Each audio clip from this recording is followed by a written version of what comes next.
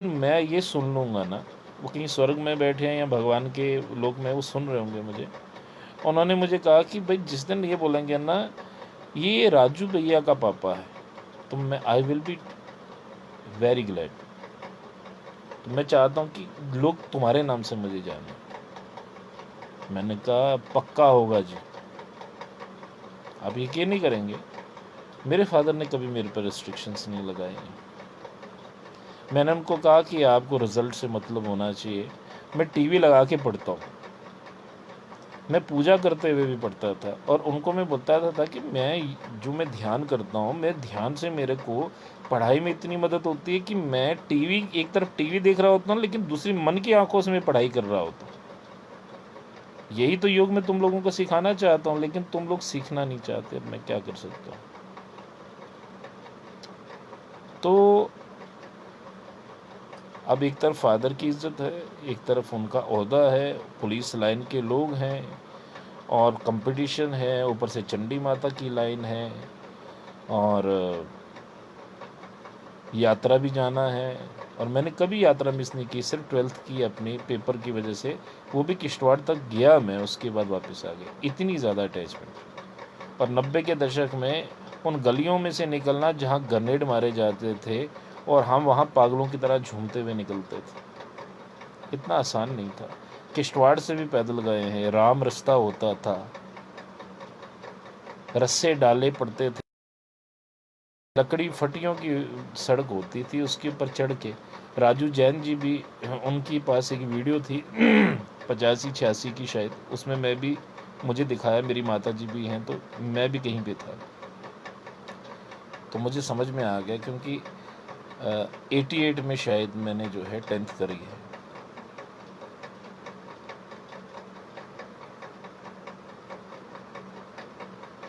हाँ, मनमोहन जी को भी याद आया कि जब मैं ट्रेनिंग करने रुड़की जा रहा था, तो रेलवे स्टेशन पे सब लोग मुझे छोड़ने आए थे, बहुत रोए थे सब लोग।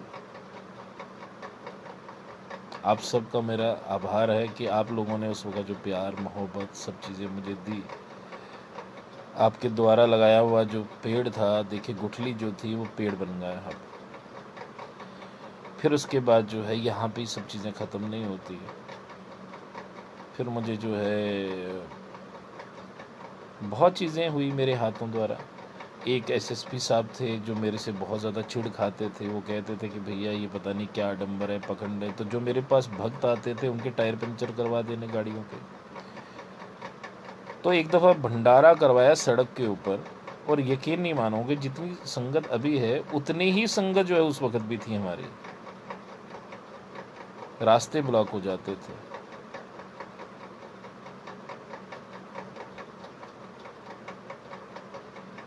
बिल्कुल जी, अब जो चीज़ें आप बता रहे हो भारती, कोई यकीन नहीं करेगा कि मिलिटेंट्स को नीचे से यात्रा निकलती हुई नहीं पता चलती थी महाराज। बाद में पता चलता था मिलिटेंट जो घात लगा के बैठे थे। ये सब चीज़ें होती थी जी पहले, क्योंकि मेरे ख्याल शुद्ध भक्ति थी, इसलिए माँ पूर्ण रूप से आपकी साथ साथ थी। और फिर समय आ गया कि दूध का भंडारा था, उसमें मैं छोटा सा बच्चा, मुझे ऐसा हुक्म हुआ कि इसके बीच में कोई चीज़ गलत पड़ गई है, तो मैं दोनों हाथ डाल दिए दूध के भंडारे में, कराटे में, और उसमें दूध उबल रहा, ऊपर से मेरे हाथ पड़े हुए हैं। तो पूरी पुलिस लाइन ने देखा, और उसके बाद फिर किसी ने मेरे से झगड़ा या कोई बात ऐसी चीज़ करने की हिम्मत नहीं की, क्योंकि उनको लग गया पता कि ये जल जाएगा अब। लेकिन जब मेरे हाथ निकाले गए तो मैं बिल्कुल ठीक था, और एक आध घंटे तक मेरे हाथ दूध में थे और नीचे आग जल रही थी। तो ये बहुत बड़ा चमत्कार हुआ पूरी पुलिस लाइन में। तो फिर उसके बाद सबको समझ में आ गया, नहीं ये कुछ तो पावर है। और फिर वो हमारे जो मंदिर में भक्त आते थे उनके साथ भी ठीक रहे। इवन मैं उन गार्ड्स का भी तहे दिल से जय माता दी बोलना चाहूँगा, जो उस वक़्त जो गेट पे रहते थे और गेट पे फिर पर्ची काट के अंदर भेजते थे, उन्होंने भी बड़ा सहयोग दिया, लाइनें लगवाते थे।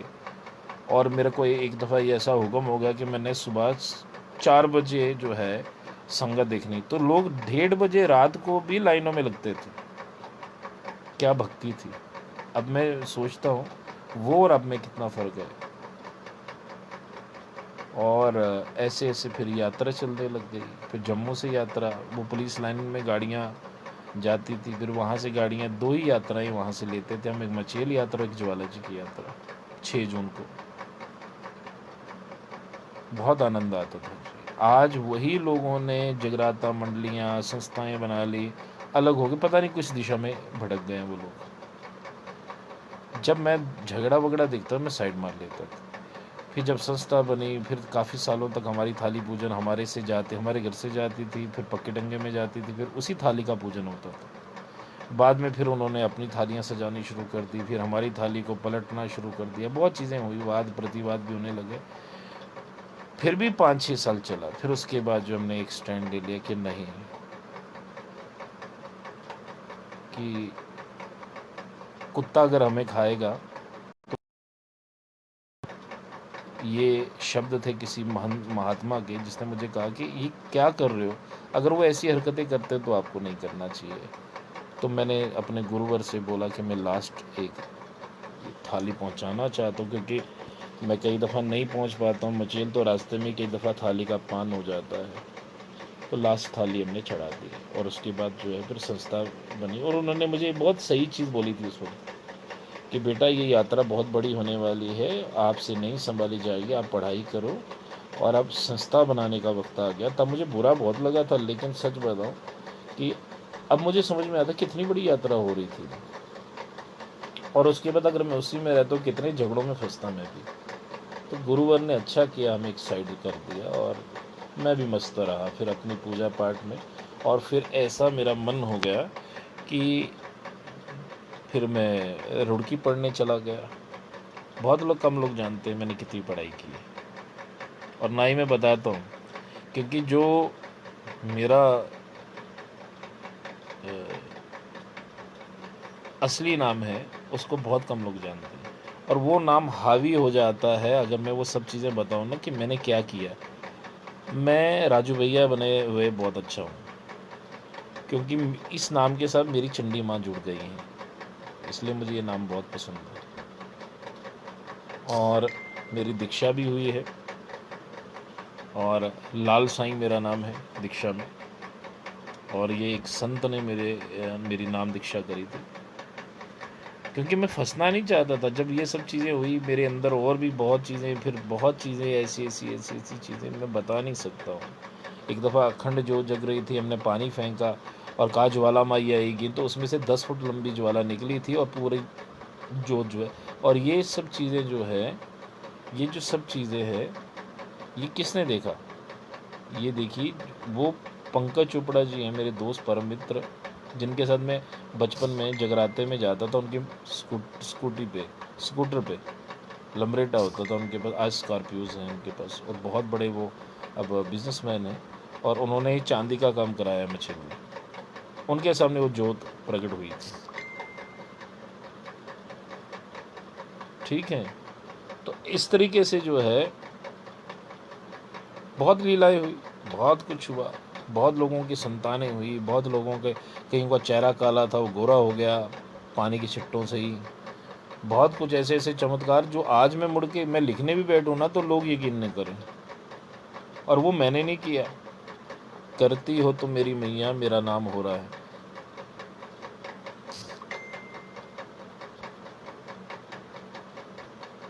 हाँ बिल्कुल जी, बिल्कुल मनमोहन जी।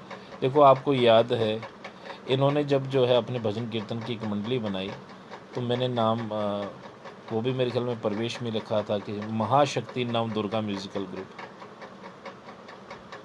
और बहुत भजन कीर्तन इन्होंने किया है, बहुत अच्छा गाया है, और क्या आनंद आता था।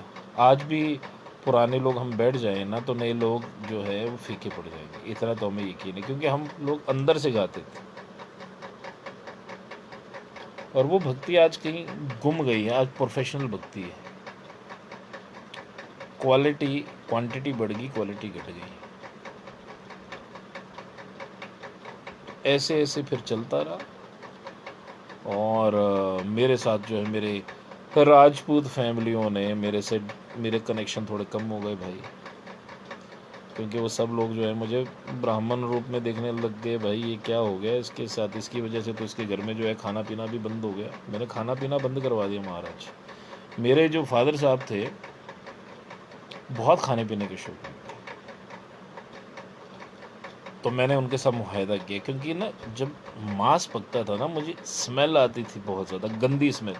मुझे मांस से बहुत चिढ़ थी, चमड़े से बड़ी चिढ़ थी, स्मेल से ही मुझको इरिटेशन आ जाती थी। और मैं 2 दफ़ा भाग गया घर से मांस बनने की वजह से। मैंने कहा अगर मांस बनेगा, स्मेल आएगी, मैं घर छोड़ के जा रहा हूँ। मेरे को पकड़ के लाया गया। एक दफ़ा तो ऋषिकेश भी पहुँच गया था, जूना अखाड़ा में।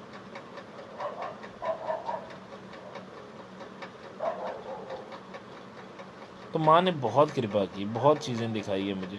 और पढ़ाई में भी मैं आपको बता दूँ कि जो पेपर मेरा फेल होने वाला होता था ना, मैं पेन और पेज माता के आगे रख देता, माँ मैंने पेपर दे दिया, अब आगे तू जा। अब यकीन नहीं करोगे, उसी में सबसे अच्छे नंबर आते थे। माँ ने आभास कराया पूरा पूरा कि अगर तुम मेरा काम कर रहे हो तो मैं तुम्हारा भी काम कर रही हूँ, मैं तुम्हारा काम भी कर रही हूँ महाराज। ये आभास, क्या बात है, क्या मस्ती थी। और अंतोगत्वा क्या हुआ, फिर वो चलता रहा चलता रहा चलता रहा। और बहुत लीलाएं हुई उस स्थान पे। फिर वो जो है, माँ ने परीक्षा भी बड़ी ली। मैंने कहा ना, एक दफ़ा तो एक तरफ गुरु हो गए, एक तरफ पिता हो गए, दोनों में से एक का चूज़ करना पड़ गया भाई। वो कहते यात्रा के लिए मना करो, यात्रा में नहीं जाना है। मैंने कहा मैं तो जाऊंगा, और मैं अपने गुरु की तरफ हूँ। और 90s के दशक में जो है, 95-96, पता नहीं कब की बात है इसी। और यात्रा हमने बीच में से निकाली थी, भद्रवा के बीच में से, जो बहुत ही खतरनाक एरिया था। और इस तरीके से जो है यात्रा चलती रही चलती रही। हम स्तंभ हैं पुराने महाराज, कोई माने ना माने, जो पुराने लोग हैं सब जानते हैं। और फिर हम साइड मार के इधर बैठ गए, क्योंकि भक्ति करना मेरा काम है, हमें ये ज़्यादा ड्रामे प्रपंचों में नहीं पड़ना है। मैंने तो शुरू में ही कह दिया था, मुझे कोई ओहदा कोई लालच नहीं, कि मुझे तो ये चीज़ पसंद ही नहीं, ना ही करूँगा मैं।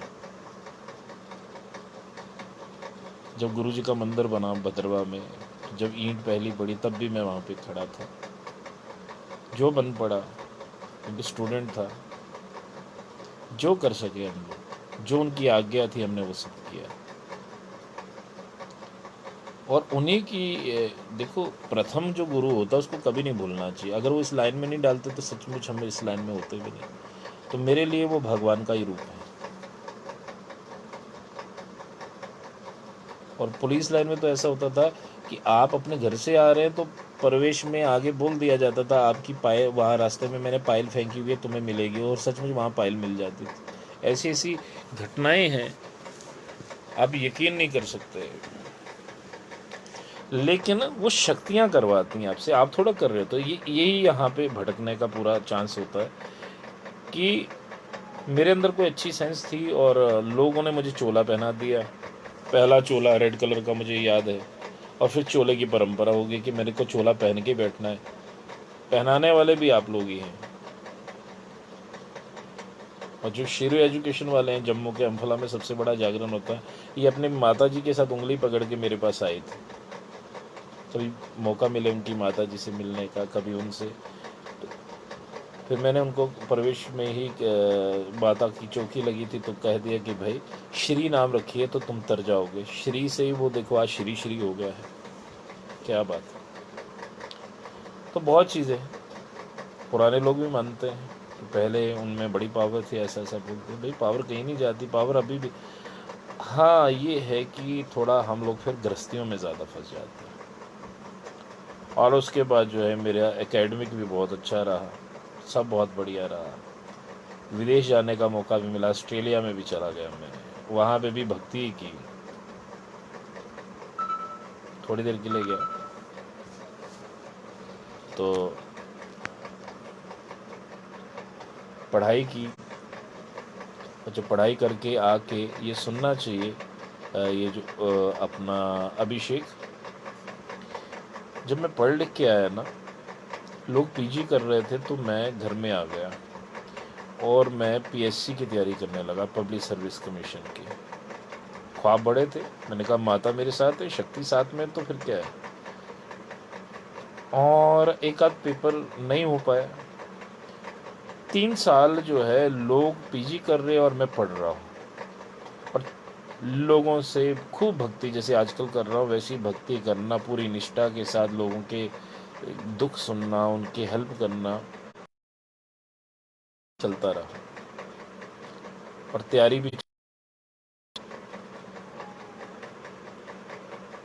चलते चलते जो है फिर घर वालों से ताने शुरू हो गए कि भाई तुम पढ़ने लिखने में भी अच्छे हो, तुम्हारा दिमाग भक्ति में ज़्यादा हो रहा है, आवारागर्दी में ज़्यादा हो रहा है, तुम्हारा क्यों नहीं निकल रहा कुछ भाई।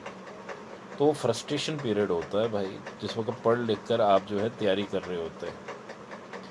लेकिन मेरे मन में इतनी पक्का वो था कि मैंने एक दफ़ा, मेरे को याद है देवेंद्र, एक, अब देवेंद्र लिखा हो, देवेंद्र सिंह टपक पड़े यहाँ पे।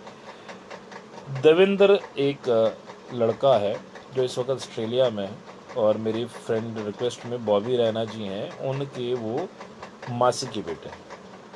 वो और मैं गांधीनगर एक पार्क में बैठते थे, गपशप लगाते थे। मैंने पत्थर मार के ऊपर की तरफ उछालने शुरू किया। उन्होंने कहा ये क्या कर रहे हो? उन्होंने कहा ये क्या कर रहे हो आप? मैंने कहा जी मैं पत्थर मार रहा हूँ भगवान को। ये सब कुछ लोगों को बांट दिया भगवान जी आपने, या मेरे लिए भी कुछ रखा है? तो ये एक प्यार का उल्हाना था। लोग फूल फेंकते हैं भगवान को, मैं पत्थर मार रहा हूँ आसमान की तरफ देख के।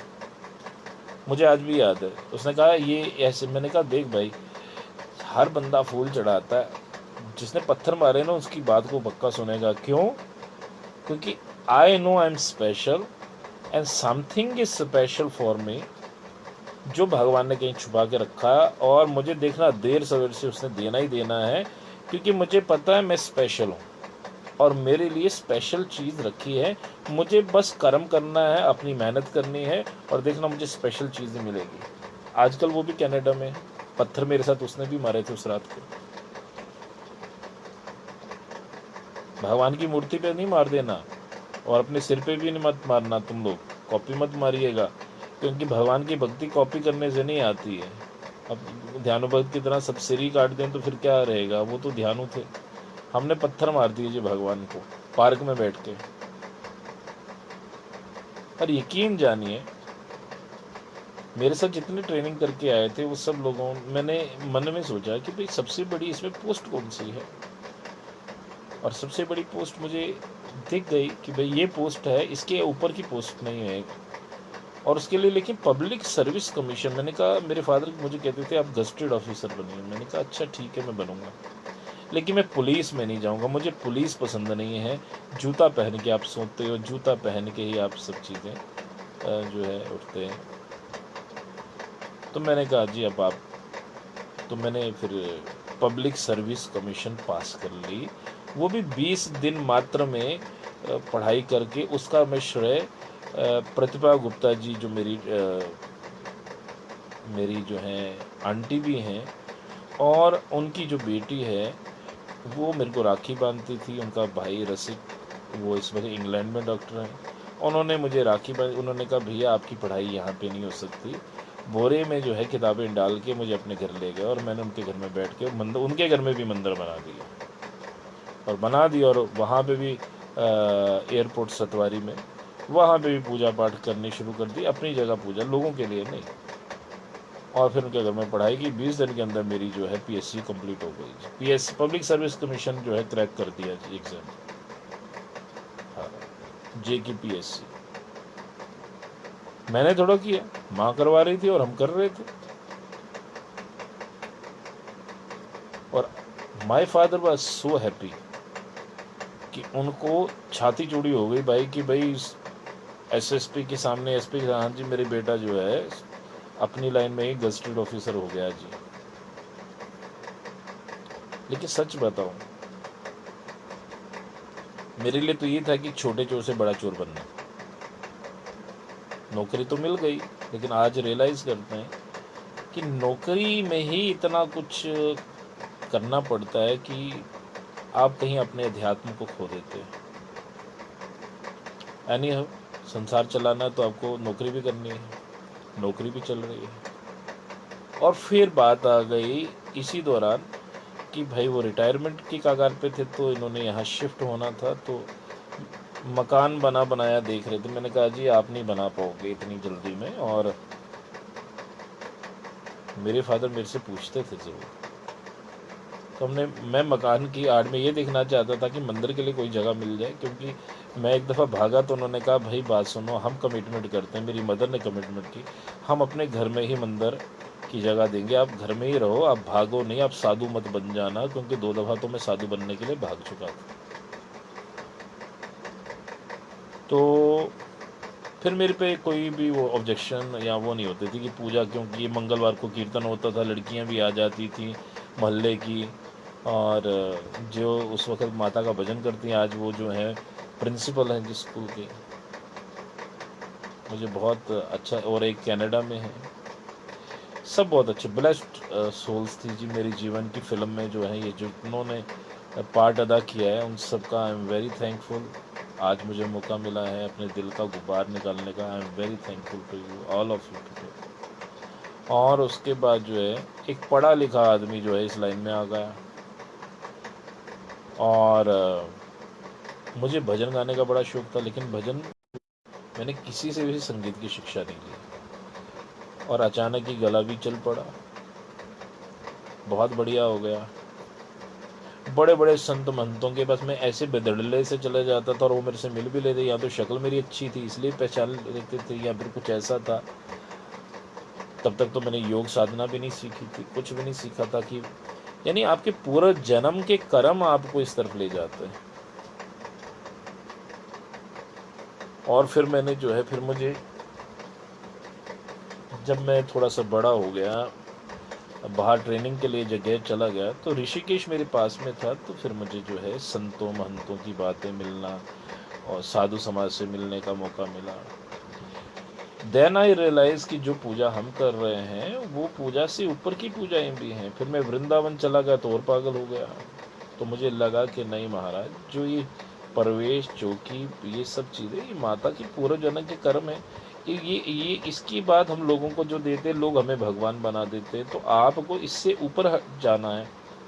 तो फिर मैं then I move to Rishikesh, और नीलगिरी बाबा जी के पास चला गया, जूना अखाड़ा में भी, वहाँ से भी मैंने दीक्षा प्राप्त करी। मुझे जो है योगिक साधनाएं सीखनी थी। फिर मैंने जो है तंत्र की साधना, मुझे पता चला महाकाली तंत्र के द्वारा प्राप्त होती, मुझे महाकाली देखना था। तो फिर मैं महाकाली की साधना के लिए मैं सबसे मिला, अघोरियों से, कपालिकों से। और फिर मैं जयपुर चला गया शिमाली जी के वहाँ पे, श्री यंत्र की पूजा सीखने के लिए, श्री जी की पूजा सीखने के लिए। I was very small kid, लेकिन full of energy, full of confidence. और फिर मुझे जो है, मेरे को हिंदी भी शुरू से अपने आप ही आ गई, और पुस्तकें लिखना, ज्ञान यहाँ पे आने लाटू जग जाता था, अपने आप ही लिखे जाता था सब कुछ। और वो जो हिंदी में लिखता हूँ आज भी लोग सोचते हैं कि इन्होंने पता नहीं कहाँ से पढ़ा है। सब भगवान की कृपा और गुरुजनों की कृपा। अच्छे अच्छे गुरु मिले हैं, बुरे लोग भी मिले, आपका नाजायज़ फ़ायदा उठाते हैं, लेकिन कोई बात नहीं, वो भी आपकी फिल्म का एक हिस्सा थे। I am thankful to them also, क्योंकि वो एक डार्क साइड भी दिखाना बहुत ज़रूरी है ना, कि क्या गलत है क्या ठीक है, वो भी तो पता चलना चाहिए। और ऐसे ऐसे जो है 12:30 बज गए महाराज, पता नहीं चला इस बार। और फिर चलते रहे, और भक्ति करते करते जो है फिर संत मिले मुझे, उन्होंने मेरा नामकरण कर दिया लालजी महाराज, और कुछ चीज़ें और भी बता दी। फिर मैं भगवान शिव की मैंने 600-700 व्रत करे थे, मैं शंकर जी के प्रति मेरा बहुत प्रेम था। फिर कैसे मंदिर तैयार हो गए, फिर कैसे मैं उनका नाम नहीं लेना चाहता कि उन्होंने मना कर रखा है, वो सब लोग जो हैं जुड़े, बचपन से जुड़े थे। और एक का नाम तो लूँगा मैं, एसपी स्मार्ट स्कूल वाले शिवांग जी का, बचपन से ही वो मेरे पास आ गए। फिर उनके साथ भी बड़ी लीलाएं हुई, और आज भी माँ की कृपा से ही is a successful person. Pankaj Chopra ji जिन्होंने चांदी का सारा काम मचेल में किया, वो मेरे बड़े फास्ट फ्रेंड थे, उन्होंने भी सारी लीलाएं देखी हैं। मेरे मंदिर से जो है वो शुरू हुए थे वहाँ पे, छोटा सा कमरे में जो मंदिर था, लेकिन उसमें ब्लेसिंग ज़्यादा थी, मुझे ऐसा लगता है, बहुत मज़ा आता था वहाँ पे, शुद्ध भक्ति थी। बाद में ये भक्ति का काल जब मैं पढ़ने के लिए बाहर चला गया और जब मैं वापस आया हूँ, तो मैं क्या देखता हूँ कि भक्ति में मिलावट हो गई है महाराज। लोग पहले माता के चेले बनते थे, आज माता बनना शुरू हुआ है। कंपटीशन बड़ा सख्त हो गया भाई। नई पौध जो आई है वो तो श्रृंगार रस में डूबी हुई है। लेकिन मुझे लगा कि नहीं, मैं अपने सच्चाई के साथ ही चलना चाहिए, और इन बिटवीन परिवार को लगा कहीं साधु ना बन जाए, तो शादी हो गई 27-28 के बाद। मन नहीं था लेकिन हो गई, और बढ़िया हो गई। माता ने नवरात्रों में ही बेटे दे दिए। तो इस तरीके से जीवन चलता रहा, और उसके बाद फिर आपको नया एक चीज़ होती है, जब आप थोड़े से उम्र में आगे हो जाते हैं, फिर आपके ऊपर लांछन लगने शुरू हो जाते हैं, क्योंकि दुनिया आपको जीने नहीं देगी। पॉलिटिक्स आज मैं देखता हूँ ना, कांग्रेस और बीजेपी की पॉलिटिक्स, हो कैसे वो अर्नब गोस्वामी और ये सब चीज़ें चल रही हैं, पाल घर के संतों का ये चल रहा है, कैसे कैसे झूठ को सच और सच को झूठ कह दिया जाता है। ऐसे ही भक्ति में भी आप लोगों के साथ ऐसा ही होगा कि आप सच में होंगे, लोग आपको झूठा बना देंगे। आप पे जो तोहमतें जवानी पे नहीं लगती हैं, बुढ़ापे में लग जाएंगी, लेकिन आप गिरिएगा मत, चलते जाइएगा। माता का एक दफ़ा विस्तार हुआ था कि मैं जो हूँ, कपड़ा जो चेले के मुंह से विस्तार होता है, जब आवेश आता है तो अपने मुंह से जो है वो ऐसी बात कर देते हैं जो माता की वाणी मान के सब लोग मानते हैं उसमें, कि भाई मेरा भक्त कपड़े की जैसा है। जैसे कपड़ा धोया जाता है, सबसे पहले उसको धोया जाता है पानी में, तो आधे भक्त वहीं पे भाग जाते हैं। उस कपड़े को फिर जो है साबुन लगाई जाती है, तो आधे भक्तों को मिर्ची लगती है, वो उस वक्त भाग जाते हैं। फिर उसके बाद उसको निचोड़ा जाता है, फिर आधे भक्त तो निचोड़ने में भाग जाते हैं। फिर उसके ऊपर पहले तो अब तो मशीन में डाला जाता है, तो ये एग्जाम्पल दी गई कि डंडे से पीटा जाता है, आधे भक्त वहाँ से भाग जाते हैं। फिर उसके बाद क्या किया जाता है कि उसको धूप में सुखाया जाता है, फिर उसको झाड़ा जाता है, आधे भक्त वहाँ भाग जाते हैं। फिर उसको धूप में सुखाया जाता है, और गरम गरम धूप से भी कई लोग भाग जाते हैं।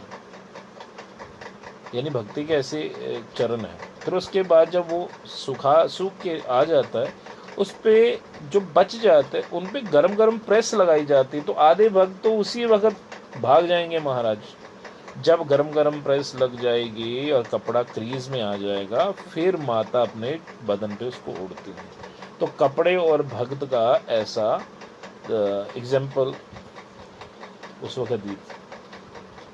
तो ये है भक्ति का रास्ता। जिसको तत्ती तत्ती प्रेसें खाने का शौक है, जिसको डंडों का शौक है, वो इस लाइन में आए। पखंड करना बहुत आसान है महाराज, लेकिन सही रास्ते पे चलना, लोगों को भक्ति के मार्ग पे चलाना बहुत मुश्किल है। बाकी आप अपने जीवन में क्या करते हैं? मेरे जीवन में पाप पुण्य होते रहे। मैंने पूछा अपने गुरुवर से, तो उन्होंने बड़ी एग्जाम्पलें दी कि बेटा अगर पाप नहीं छोड़ सकते तो पुण्य करना भी ना छोड़ना। सबके जीवन में होता है, सब कुछ होता है। तो इसलिए जो माता का सेवक है वो मांग के नहीं खाता, वो लोगों को खिलाता है। मेरे फादर ने एक ही चीज़ कहा था, बेटा मैं चाहता हूँ कि तुम हाथ मत फैलाओ किसी के आगे, चाहे तुम भक्ति करो लेकिन हाथ नहीं फैलाना। इसलिए मैं इस लाइन में हूँ। और एक दफ़ा मैंने जब भाग गया घर से बाबा जी बनने के लिए, तो मेरे घर वालों ने मुझे जब पकड़ के लाया, तो मेरे फादर साहब 13-14 साल की उम्र थी रही होगी, मेरे फादर साहब ने कहा कि आपने भागे क्यों भाई? पुलिस वाले थे, पुलिस के तरीके से पूछते थे क्यों भागे भाई? तो मैंने कहा आप मांसाहार करते हैं, आप दारू भी पीते हैं, तो मुझे ना स्मेल से बड़ी इरिटेशन, चलो दारू से तो नहीं, लेकिन मांसाहार मीट पकने से मुझे बहुत तकलीफ़ होती है। तो कह लगा कि ठीक है, आज के बाद मैं मीट नहीं खाऊँगा। तो मैंने कहा नहीं पापा जी, आप मीट खाओ, मैं मना नहीं करूँगा क्योंकि आपकी आत्मा को दुख है, लेकिन आप बाहर खाएँगे, मेरे यहाँ पे नहीं पकेगा रसोई में। तो फिर हमारा मुआहदा हो गया कि आप जो हैं वो बाहर खाते थे और अगले दिन ब्रश व्रश करके नहा धो के, नहाते रोज़ थे और ब्रश व्रश बहुत ही हाइजीनिक थे। और अगले दिन जो है उन्होंने माता वैष्णो देवी की और लक्ष्मी नारायण जी की पूजा ज़रूर करी, और कभी पूजा पाठ से नहीं रोका मुझे, कभी मुझे जो है अच्छे दिखने से नहीं रोका, मुझे अच्छा पहनना अच्छा लगाना भी पसंद।